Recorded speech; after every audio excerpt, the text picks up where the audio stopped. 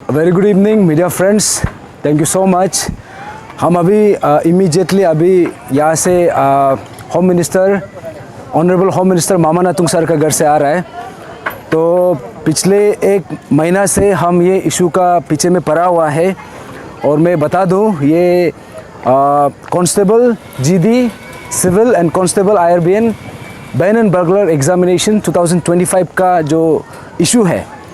और मैं फिर से रिपीट कर दूं, इसी इशू में इसी एग्ज़ामिनेशन में जो 426 का जो पोस्ट है इसमें केवल और केवल सिर्फ 20 लोगों को सिलेक्ट किया गया है। तो इसका कारण, इसका जो रीज़न हमने कई बार पूछताछ किया है, कई बार यहाँ पे जानने का कोशिश किया है।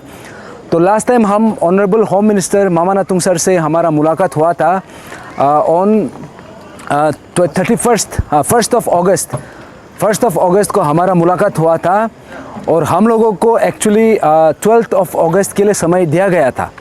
और हमको ये बोला था कि हमने जो भी रिप्रेजेंटेशन सबमिट किया था, जितना भी एस्पिरेंट्स है, जितना भी यहाँ पे कंसर्न स्टूडेंट्स है, सबका बिहाफ में हमने एक रिप्रेजेंटेशन सबमिट किया था कि यहाँ पे ऐसा ऐसा इशू आ रहा है, अभी इसको इमीडिएटली रिजॉल्व करना ज़रूरी है। तो ऑनरेबल सर ने ऑनरेबल होम मिनिस्टर सर ने मामानातुंग सर ने हम लोगों को एश्योरेंस दिया था कि आप लोगों का इशू कंफर्म रिजॉल्व होगा और इसको रिजॉल्व करने के लिए हमको थोड़ा सा समय चाहिए। उस समय में हम लोगों को ये बोला गया था। तो उसी बीच उसी के चलते हम लोगों को 12th ऑफ अगस्त के लिए हम लोगों के लिए एक मीटिंग का अपॉइंटमेंट शेड्यूल किया गया था। लेकिन ऑनरेबल होम मिनिस्टर का शेड्यूल टाइट होने के कारण उसको रीशेड्यूल कर दिया 16th of August, that means आज का डेट में। तो आज हम उससे मीटिंग किया है, जो पिछले बार का मीटिंग था उसका फॉलोअप मीटिंग था।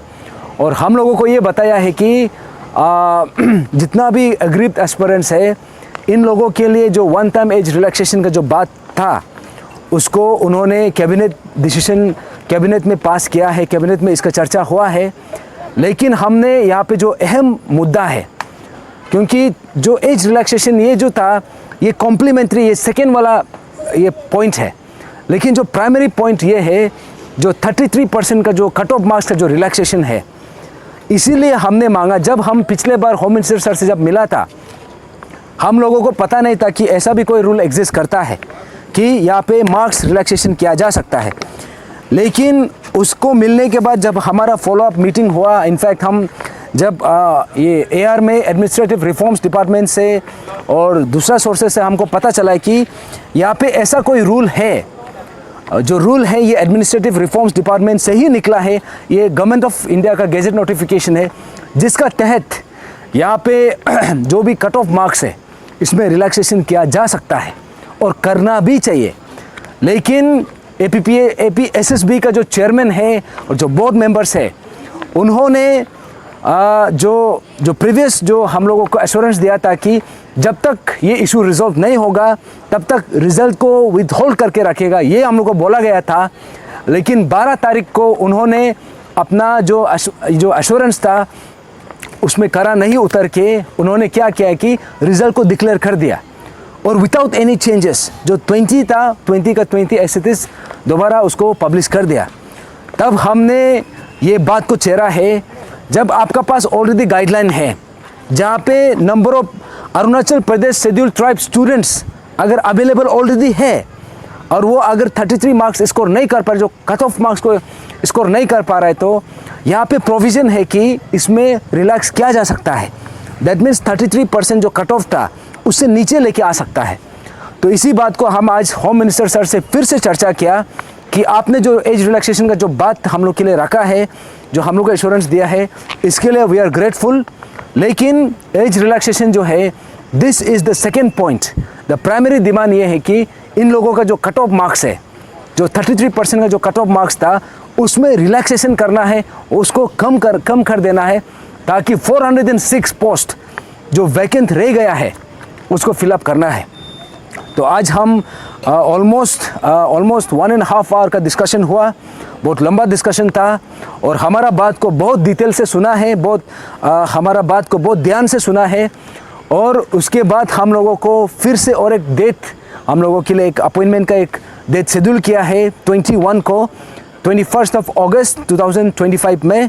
और आज हमने APSSB का कारनामा को भी हमने जिक्र किया था कि आपका गैजेट नोटिफिकेशन होने के बावजूद APSSB जो है दे हैव डिसाइडेड, वो लोग जानबूझ के इसको फॉलो नहीं किया है। तो इसी बात को हमने बोला है कि if the chairman is found guilty he must be immediately suspended. और इसी बात को हम ऑनरेबल चीफ मिनिस्टर को भी लेटर लिखेगा और चीफ सेक्रेटरी को भी लिखेगा। और आज हम ऑनरेबल होम मिनिस्टर से भी डिस्कस किया है और ऑनरेबल होम मिनिस्टर ने हम लोगों को ये बताया है कि 21 में जो मीटिंग होगा उसमें ऑनरेबल होम मिनिस्टर मामा नातुंग सर वो खुद प्रेजेंट रहेगा। और हमारा तरफ से हमारा जो पार्टी, हमारा ऑर्गेनाइजेशन से और एस्पिरेंट का तरफ से हम लोग का भी रिप्रेजेंटेटिव होगा। और उसमें जो APSSB का जो चेयरमैन है मिस्टर पांडे, विवेक पांडे को भी बुलाया जाएगा। उसके बाद उसका जो सेक्रेटरी है उसको भी बुलाया जाएगा। और उसमें क्लियर हो जाएगा कि इन्होंने ये जो रूल है गैजेट नोटिफिकेशन को क्यों फॉलो नहीं किया है। अभी मिस्टर पांडे, विवेक पांडे को इसका एक्सप्लेनेशन देना पड़ेगा।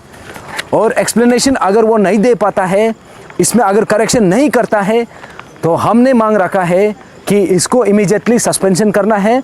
ही no longer deserves to be the chief this APSSB का चेयरमैन बनने का उसका कोई अभी रीज़न नहीं बनता है। तो इसीलिए हमने ये बात को बहुत स्पष्ट तरीक़ा से आज होम मिनिस्टर सर से डिस्कशन किया है। और हमारा जितना भी ग्रीवेंसेस है इसको होम मिनिस्टर सर ने इसको कॉग्निजेंस में लिया है और बोला है कि जितना भी डॉक्यूमेंट्स है, डॉक्यूमेंट्स के साथ 21 को 21 अगस्त, that means 5 days from today, home minister के साथ में एक मीटिंग होगा सिविल सेक्रेटरीट में। और उसी मीटिंग में हम रहेगा, हमारा टीम रहेगा, एस्पिरेंट रहेगा और APSSB का चेयरमैन और सेक्रेटरी वो लोग रहेगा और होम मिनिस्टर वो खुद रहेगा। और इसमें सब कुछ क्लियर हो जाएगा। और हम लोगों को जो भी हमारा जो भी ग्रीवेंसेस है, हमारा जो भी कंसर्न है, ये जो गैजेट नोटिफिकेशन है इसको हम दोबारा सवाल करेगा। और अगर उसमें गलत पाया जाता है तो चेयरमैन को सस्पेंशन करना पड़ेगा। और 406 जो पोस्ट जो रह गया है इसको इमीडिएटली इसको रिक्रूट करना है। Thank you so much.